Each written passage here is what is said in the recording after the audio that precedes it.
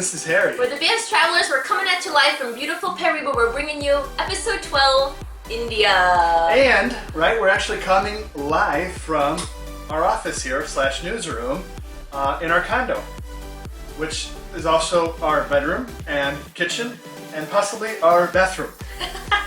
Because the place is sort of small, but it has everything you need, including this beautiful newsroom / office. Right. So, let's get started. But what do you want for $55 a night, Exactly, $55. We'll take it. Great deal. So, we are here to begin our long-awaited vlog about India. Which Audrey has been dying to talk about. I have been dying to talk about India. We finally have a time. It's Bastille Day. Yes. / French Independence Day. Yes. So we're celebrating that. And just to touch base on some questions from our followers, we only have one glass of wine, right? During the vlog, we never drink prior to the vlog. This is always one glass. So although we might seem a little loopy, scatterbrained, that's how we are. So let's get started. And before we begin, I just want to say a quick disclaimer, letting our viewers know that we're coming at this vlog in a very honest way. We're not going to sugarcoat, we're going to tell facts, and we're going to share our experiences in a really honest way, as if two friends came to us and said, hey, we're thinking about doing a tiger safari, you did it, what do you think? That's just typical BS fashion, though. It is. Would we change ourselves for any other reason? No, not, but with India, I feel like people either love it or hate it. So the die-hard people who love India might not necessarily agree with everything that we say. Yes, that's true.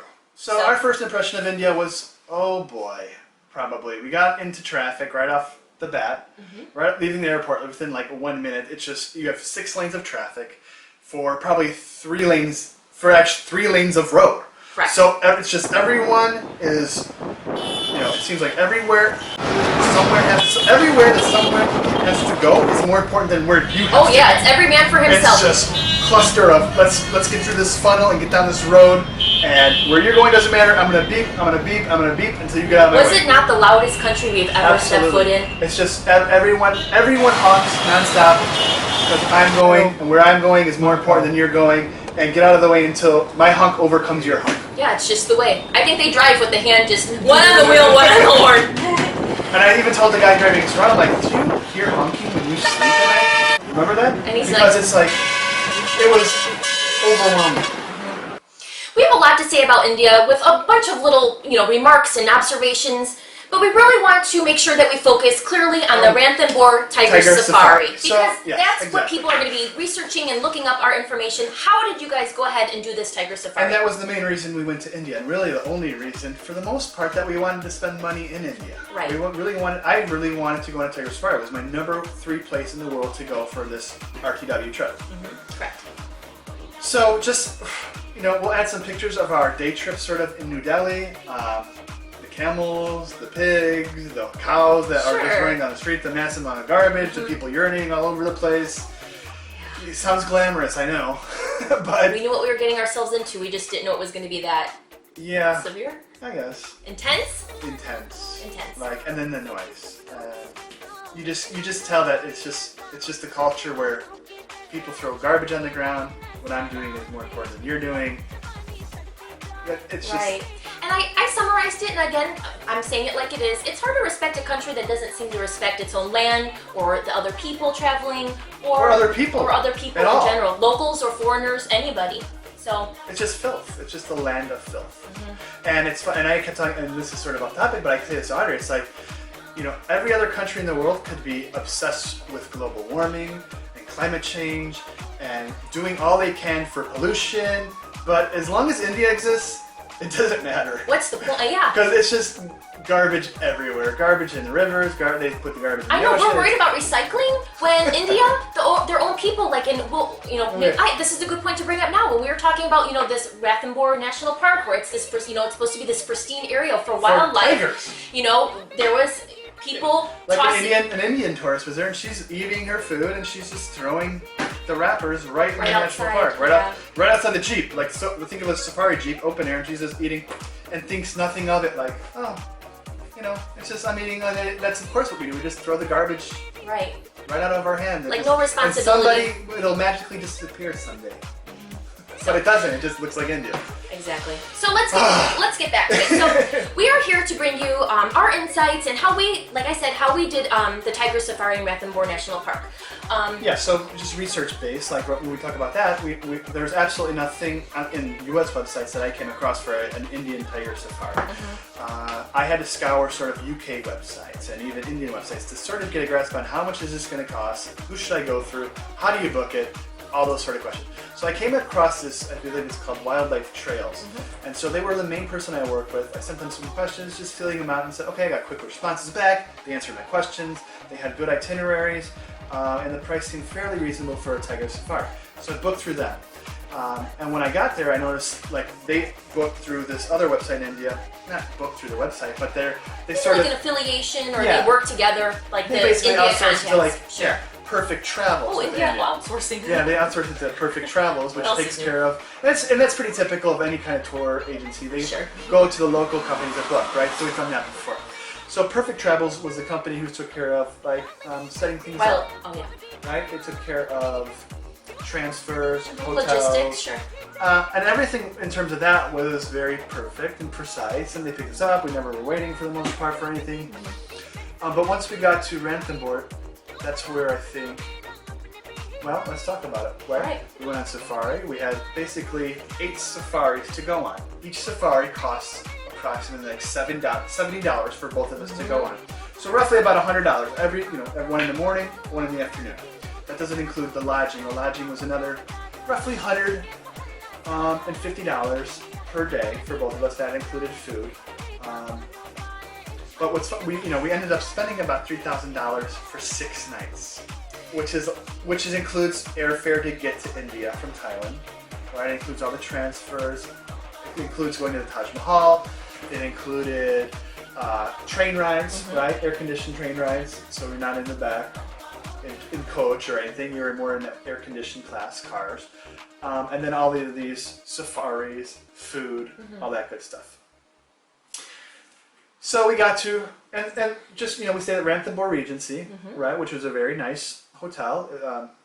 They had really good Indian food, we thought, right? Yes. We enjoyed it. The buffet, it was buffet based. It was always very good. Everything seemed very clean, so we enjoyed our time. I think our big problem was with how Ranthambore National Park, being in India, of course, is being run. Because you start noticing, and let's just summarize at first and then we'll get into the nitty gritty, is that you notice after a few days of being there that someone is controlling basically who is seeing these tigers. There's powers that be that are controlling, most likely based on how much people are paying to see the tigers. So if you pay enough, you'll see the tigers. Or contacts. If you're there one day, contacts, correct. yeah, but I'm sure it's more money-based, financially based, right? If you're there one day and you're paying sort of the average rate and you're staying in an average place, well, your odds are probably not that good at seeing a tiger. And you cannot, and as being a guy and working in the business, you can always use the excuse, well, it's wildlife, right? Right. There's no guarantees in wildlife, and that's reasonable, right? Sure, it's not an excuse, but a reason that most people would say, all right, I get it. Yeah, I get it. I mean, I was only here one day. What do you expect? So we purposely went out of our way to make sure we stayed all of our time in one park. Because just doing some research, your odds of seeing a tiger are higher when you're staying in one park rather than maybe going, 2 days in a park here, 2 days in a park here. It's just the odds of crossing paths with a tiger are higher, right? Yeah, good point. So, where should we go from there? So day 1, real quick. We're into the park. We're excited. We're going to go see some tigers. We're going to fulfill Harry's, one of his dreams, dream destinations in the world.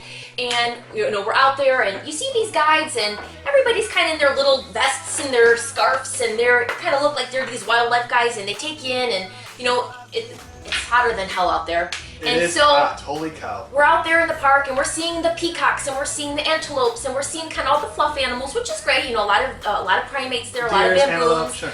But we get through that first safari that takes place from about what? Did you say the times were 6 to? Yeah, you have one from 6 a.m. to 9 a.m. and then you have another one from 3 p.m. to 6 p.m. every day. So that we'd have one.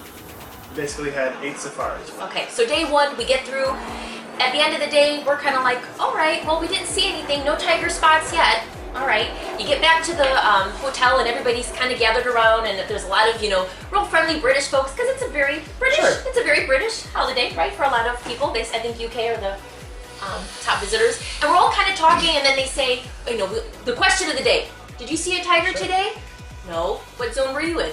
And then we'd answer. Did you see a tiger? Yeah, I saw a tiger today. It was in zone 2. Or another person would say, yeah, I saw a tiger today. And how many zones are there?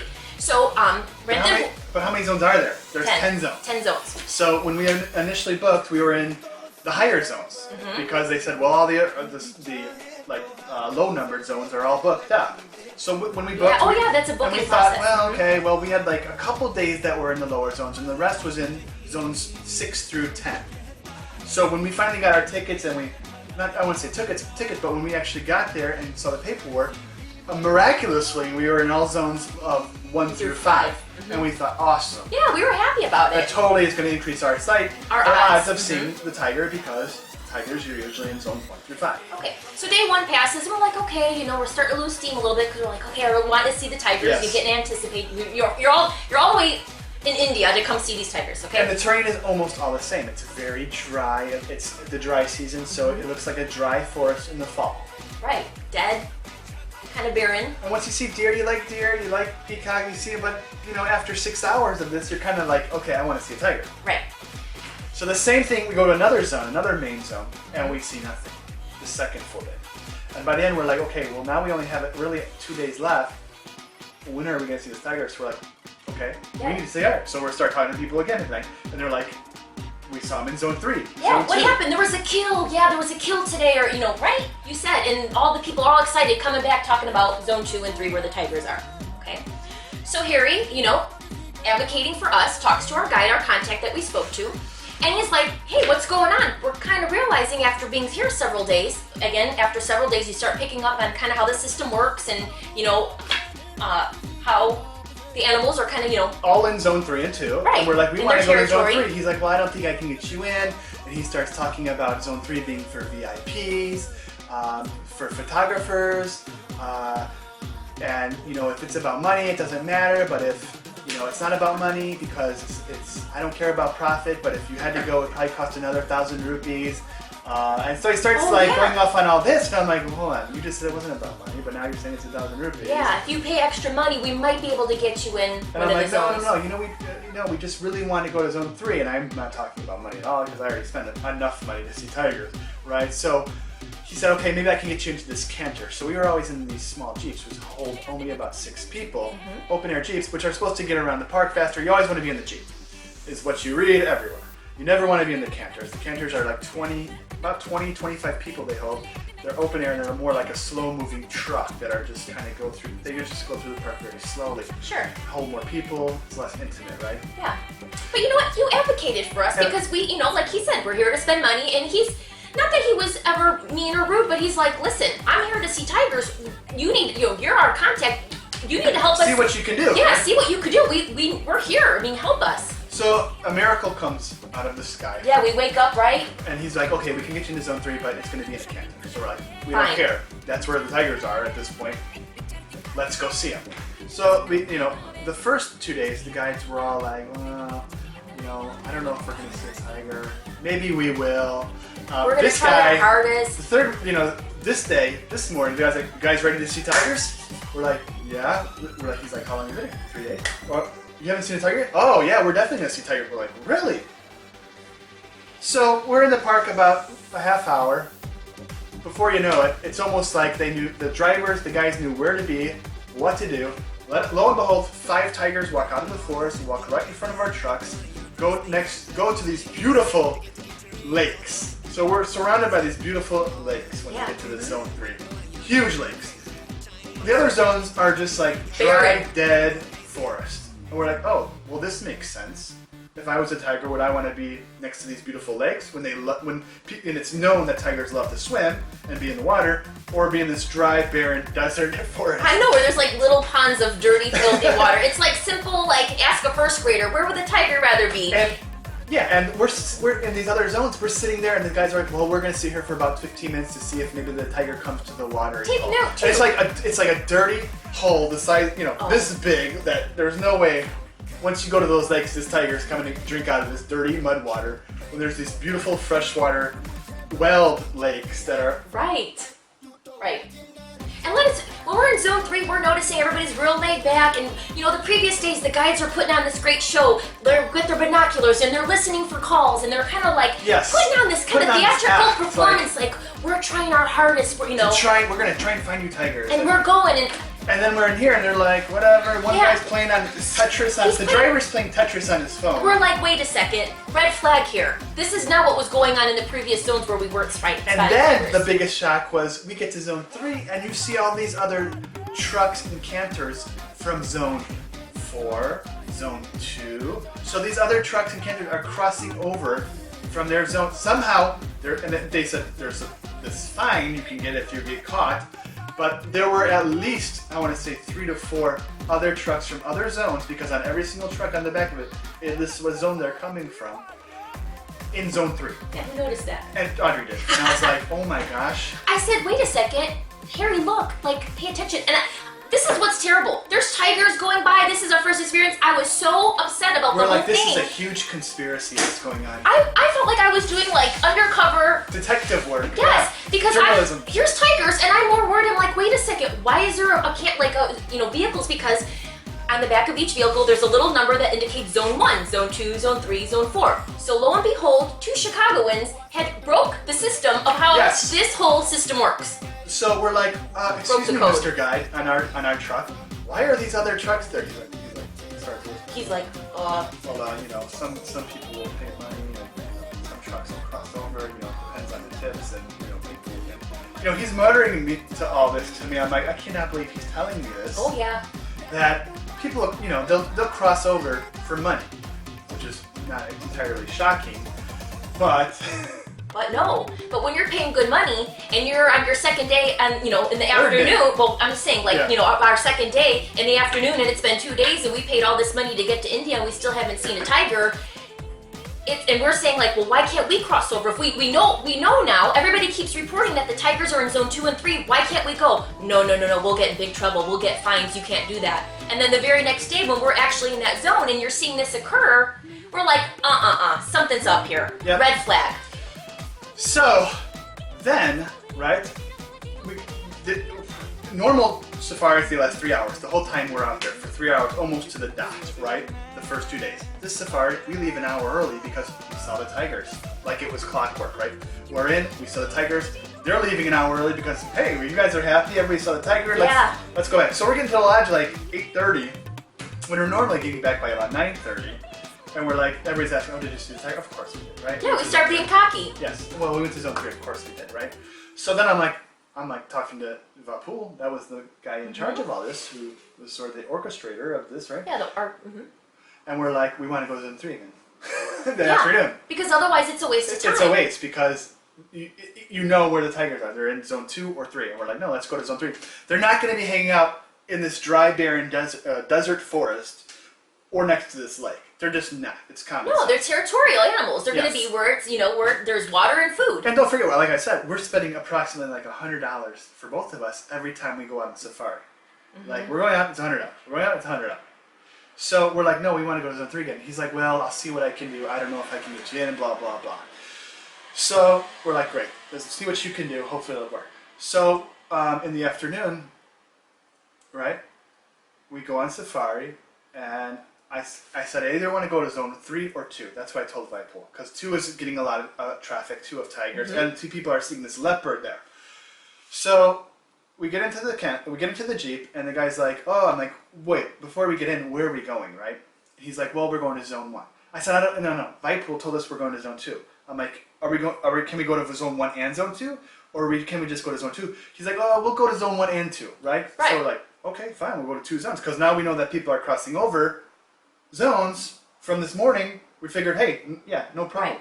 I just want to say really quickly here too that Harry and I discovering this information and kind of just being the people that we are, and that morning we came back and we started sharing our information with all the fellow guests.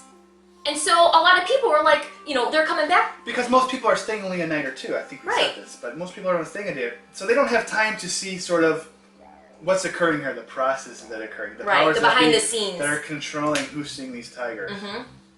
And so if you're here, if you're going for one night, you have no idea. You maybe go and you're just like, oh, I hope I see a tiger. And the guides are playing it off so well. oh, how many times did they say, oh, here's a tiger print, let's follow it along. And you don't know if somebody's going out there with a mold and putting it in the sand. I know it sounds crazy, it does, but it's that... You would believe it if you went through our experience. Right. People, you know, it's that contrived. Yeah, and there was a moment where we all got out of the Jeep in the middle of the tiger safari reserve because we couldn't see a tiger in these other zones. And they're like, well, let's take a break. Maybe the tiger's sleeping and whatnot, right? Or the tiger's maybe, you know, relaxing. It's hot out.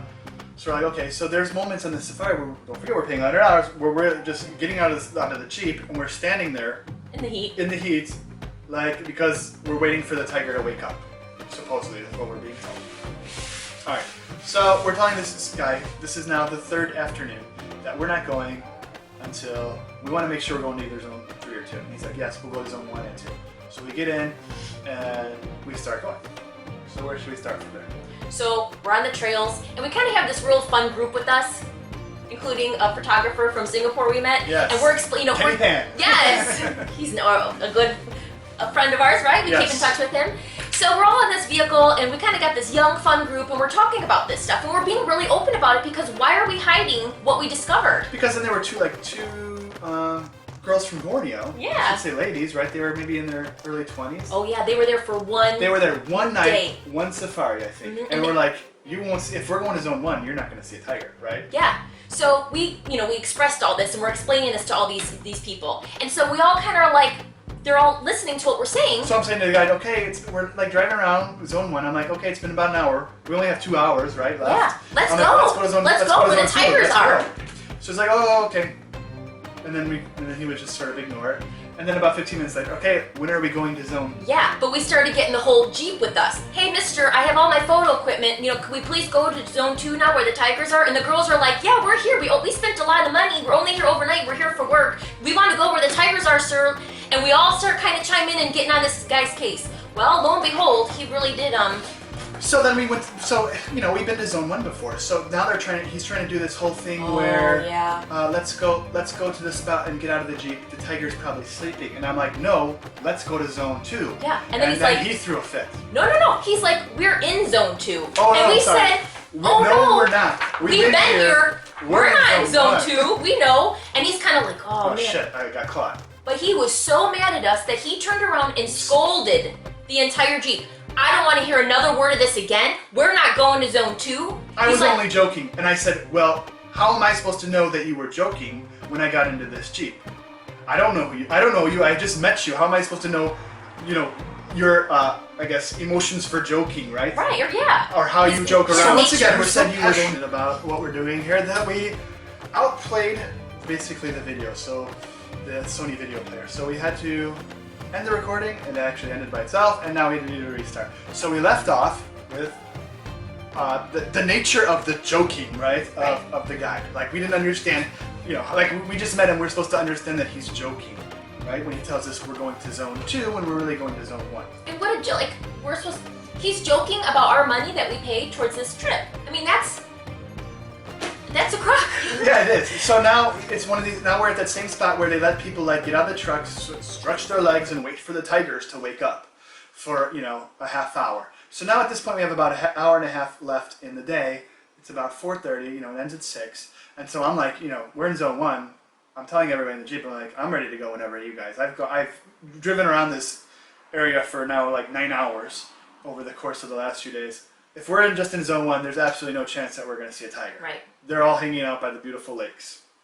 So they're like, no, the people kind of are just like, well, if they're only there one day. They're like, they're not in a real big hurry to get back because they only have this one day, and they really think that they might see a tiger. Sure. I believe. I think the icing on the cake is when we left, there was a lady that sits at a little hut, and she probably takes, data. She's kind of keeping track of the canters and the Jeeps coming in and out of the park. And the funny thing is as we're leaving, and our mood went from, it's kind of happy-go-lucky to very somber. What we noticed, of course, since we were there for so long, is that when the Jeeps pass by, they'll indicate to her whether they saw a tiger or not and what zone they were in. So, of course, they communicate that way. So as we're leaving, she holds up her finger and she goes, zone 2. And we're like... And I go, oh, geez, I thought the tiger was sleeping. Real cocky-like. But, what are you supposed to do? You're paying all this money. You feel like you're getting taken advantage of. You are getting taken advantage of because they're totally... It's a scam. They're totally controlling who's seeing the tigers. Right.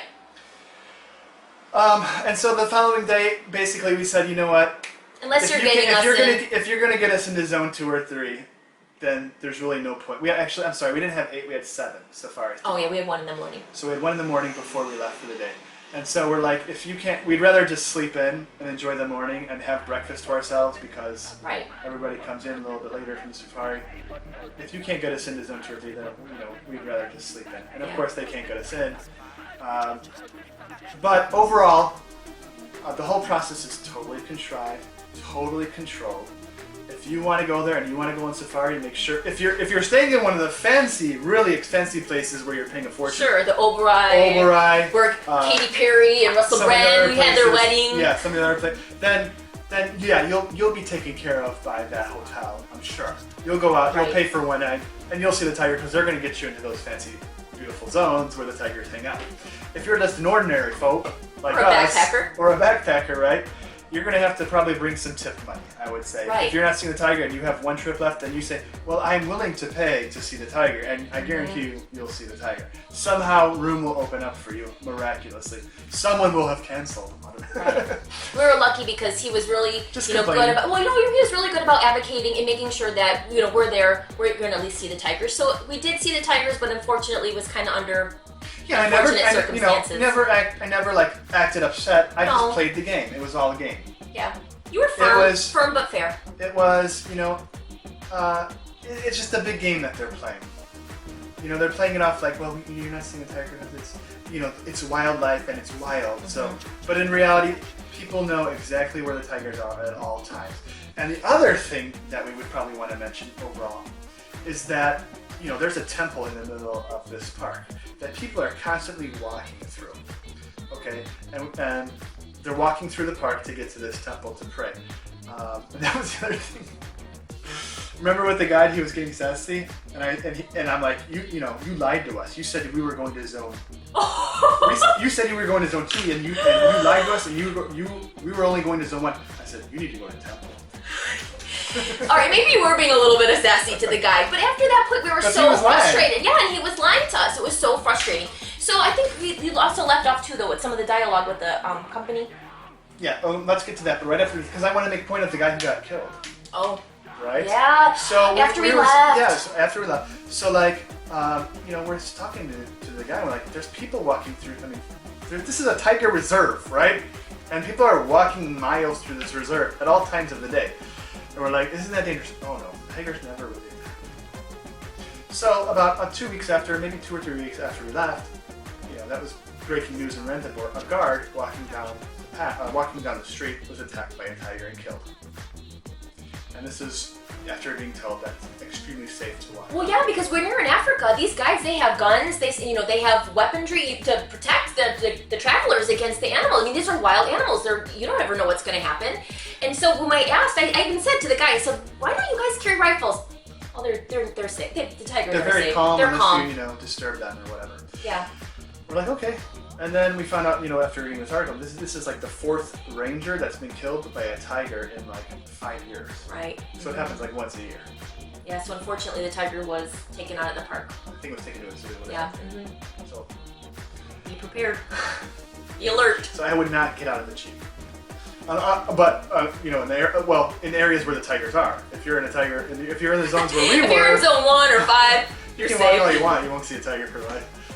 So let's, we gave you all this information, we relayed a lot of our experiences, so let's just kind of do a conclusion and some of our tips. If you're still, at this point, if you're still interested in doing a tiger safari, here's what we recommend to you. Number 1, make sure you advocate for yourself, or like Harry said, bring some tip money. Because it seems like that's the only way you're going to be able to make sure that you're for sure going to be able to see some of the wildlife. Yeah, like I said, it seems like, when we initially booked, they were putting us into zones 10 and 9, and we got there and no one we spoke to ever even went to a zone over 5. Mm-hmm. And then when we actually got to the resort, they said, oh, you're in zone 5, 4, 3, 2, 1, or actually 5, 4, 1, right? So we're like, awesome, we're in low numbers. Right.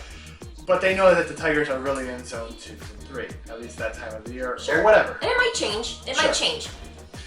So, I guess just make sure that you're getting into the zones where the tigers are. Once you're there, people will start talking and you'll know, okay, well there was a sighting here, there's a sighting there. Yeah, be on your game. Ask questions. Inquire to other visitors. You know, make sure that you're advocating for yourself so that you're getting to see what you want to see. Because if you're sure, there is a possibility of seeing a tiger in one of these other zones than, I guess, the normal typical zones.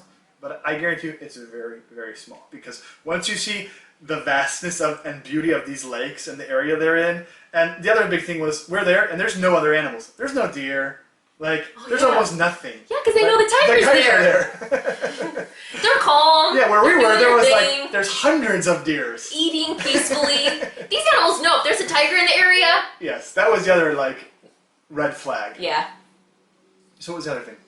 Just making sure, but this is the dialogue you were going to talk about. Okay, so the other thing was, once we had all these complaints and all these, I guess, observations of what was going on, we contacted Wildlife Trails, which is like the company we booked through.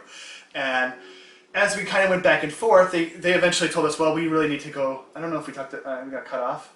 Okay, so we needed to talk to, the tourism industry of Ranthambore, go to their headquarters or their business center within the area and file a written complaint with them. And we're like, okay, number one, how are we going to get there? Number two, why am I wasting my time on my vacation, which I spent basically, I know I'm not on vacation, but yeah, it could be on vacation, right? If I was anybody else, which I just spent $3,000 on to get to India, to take these safaris. Why am I wasting my time? Why aren't you advocating for me to do this? Right. Right? And then Audrey basically said at the end of this email, I kind of went through all this, and she said, we're going to blog about this at some point, and everything that we go through is going to be communicated on the internet. And well, that's our job as travel bloggers, to bring our experiences of what happened and the quality of some of the companies that we work with. So then we got the reply and basically said, you could do this at the pool, while you're relaxing at the pool, just file a complaint and somebody there will take you to this site. And also, we're just a husband and wife. And I'm, he has the title of CEO, and he's no more of a CEO than I am the CEO of BS Travelers. Right. So, and how we're just a husband and wife trying to run a business, and we have a family. And we're, we asked our team of lawyers to look at, basically Audrey's comment about us writing a review on the internet. So up to this point, we really had no biff at all with they were great. Wildlife Trails. Everything was fairly smooth. It was more of the process within Ranthambore National Park that we had the fuss with, which we knew they didn't control at all. But then through this email, basically the CEO of this company, the person in charge of Wildlife Trails, I should say the owner of Wildlife Trails, he basically communicated to me, and I have it all in email, that he knew that this process is controlled and contrived by the powers that be, and that there's been problems existing like this for years. And I said, well, I just spent, all this money. Why didn't you tell me this ahead of time, number one? And how are you going to remedy the situation now that I've gone through all this? So I never heard back from them at all. They got their money, and we saw our tiger, and that's, everybody should be happy, right? You saw the tiger. But that doesn't, I guess, defeat the purpose that this whole process is controlled. It was just concerning. They were not aware. Wild. It's not wildlife. It's not a true safari when you're going on these fake safaris. That's what we kept calling it, a fake safari. Because you know where the tigers are, and we're not going to go to them. Right. So, and if you look on TripAdvisor, as we said, the people there the longest, they're the ones that pick up on it. So if you do your research, we start noticing that people are aware of the situation. So yeah, we had a lot to get on. Yes. This trip to Ranthambore National Park. I mean, beautiful park, beautiful tigers if you could see them. Beautiful area of India, I thought. Oh yeah. Amazingly hot, like any other part. I mean, it was like driving and you felt like you had a blow dryer in your face. It was like 120 degrees. Yeah. And desert heat. We've never felt heat like that before. But on the way back up to New Delhi, because we were only there 6 nights, we spent 4 nights at Ranthambore National Park. The last night at Taj Mahal, and then we just spent 1 night in New Delhi to catch a flight the next day. Taj Mahal was beautiful. Audrey loved it, I think. What did you think?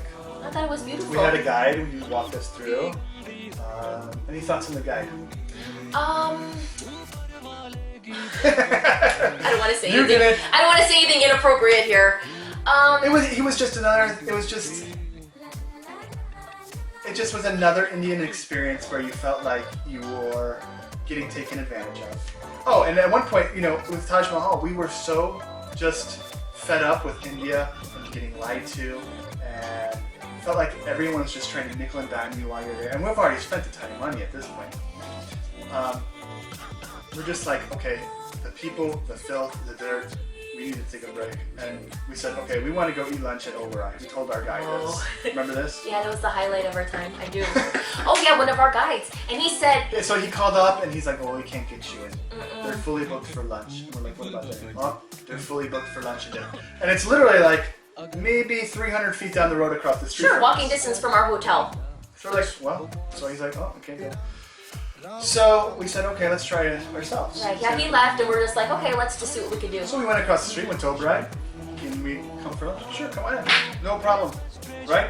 So we were just so fed up with, it's just the filth, the people lying deceit, to you. the deceit is a good word. It just, everyone just wants to take advantage of you. Yeah. We're just like, let's go, you here. They were very very condescending people. I mean, our guide at the Taj Mahal looked at us and said, you Americans make everything so complicated. Well, how could you have a positive experience when someone's talking to you that way? And even getting like, we went inside the Taj Mahal to see the tombs and people are pushing and shoving. And it's just this kind of like, almost animalistic, every man for himself type behavior, and it's just not a pleasant experience. No, and just think about the temple. We went to the temple we went to in Ranthambore National Park for like a day trip from the time off from 9 to 3. And some woman is behind Audrey and you have to get in like into these lines to go up to the front of the temple to give the money or whatever to receive your ball of dough. Sugar People are like, what are you talking about? But and some ladies like giving Audrey the stiff arm. I'm to like, you're in a holy temple, a holy place. I don't get it. And everyone is just barbaric. Sorry, that's our perspective, and it's the truth. That's what we live through. And just let me say this really quickly. I know we're kind of running out of time here, but just as a woman traveler, I've been saying this very openly. I was really disappointed how I was treated there. I think a lot of times, I asked our guides, why are we getting treated this way? Everybody wants to take a picture of you. Everybody has a phone and it's constantly in your face, and people are coming up to us to take pictures. Not me, really, more of you. Okay, maybe me. And I was really disappointed that when I was walking to the train station, I had my husband and the male guide next to me, and there's men scrambling with their phones to get under my skirt. I was wearing a knee length. Because they're all everyone's just laying on the floor. They're literally, oh my God, we did it. Go ahead. I wasn't wearing anything provocative. I had a knee length skirt on. Longer. And the men are scrambling to get under, to look under my skirt. And it's just, I know a lot of people say, go to India. There's a lot of these articles that you'll see and on blogs. It's so safe. Women should go. I personally, as a woman traveler, would not feel safe going to India. Not by yourself. No way. The men there look at you with these, kind of longing eyes, and they just constantly have the phone in your face. Like I said, I felt it was very uncomfortable. And to me, it was just, even at the train station, I mean, it was like the filth. There was a dog walking down the railroad tracks, and then you just see the rats, like, all scurrying. And as this dog is walking down the railroad tracks, you just see, 100 rats all moving, and you're like, this is how these people live. And it's sad because the poverty, and you have this. But I think it's beyond the poverty. I think this is how as you travel around the world, you see how people prefer to live. Sure. I think they prefer to live like this. I don't necessarily think it's all it's definitely not all poverty. No, it's not. Anyway. Unfortunately, we didn't get to the southern part, right? So we're in Oberoi. Back in Oberoi, where we're having our wine. Yes, we're like, we have to escape India. And so we're there, probably, I don't know, at least 2 hours. We have hamburgers, a chicken sandwich. Yeah, how much was that wine. hamburger? Audrey, I think it was $38 for the hamburger. And he was like, it was the best hamburger of my life. I don't regret it one bit. I was able to escape India and enjoy my time in India. I know. We took our wine. We sat by the pool. We enjoyed the grounds. And it was so nice that we went back for dinner. Yes. And we went back for dinner. And it was really expensive. And it was absolutely well worth it just to escape India. Unfortunately. And we were only there 6 nights. And by the 5th night, we were just like, we are ready to leave. We cannot wait to get the hell out of here. I cannot wait. And we're like, we're going back to Thailand. Could not wait to get to Thailand. Right. It's like coming home. It was like coming home. Because after that, then we got to like the New Delhi. And it's just imagine like you're in a hotel, it's pure chaos outside, and there are people just laying on cots, sleeping on the side of the road. And it's just absolute filth, garbage everywhere. How are these people even sleeping with the constant noise? But that's India. That is India. I mean, you either love it or you hate it. Yeah. And Audrey, the funny thing is, Audrey wanted to stay even longer. I did. I wanted to experience Varanasi. I wanted to see what all the fuss was about. I wanted to have this culture shock. I enjoy that when I travel. And like he said, you do travel, but it was time for us to go. Yeah. There was no doubt about it. So that is a long-winded version of a tiger safari, but hopefully someone watching this would get some tips and maybe help make a decision on how they want to pursue their tiger safari in India. Okay. So. Oh, thank you for your time. Right? Yes, thanks for joining along. Thanks for joining us in the newsroom. Next episode. See you next time.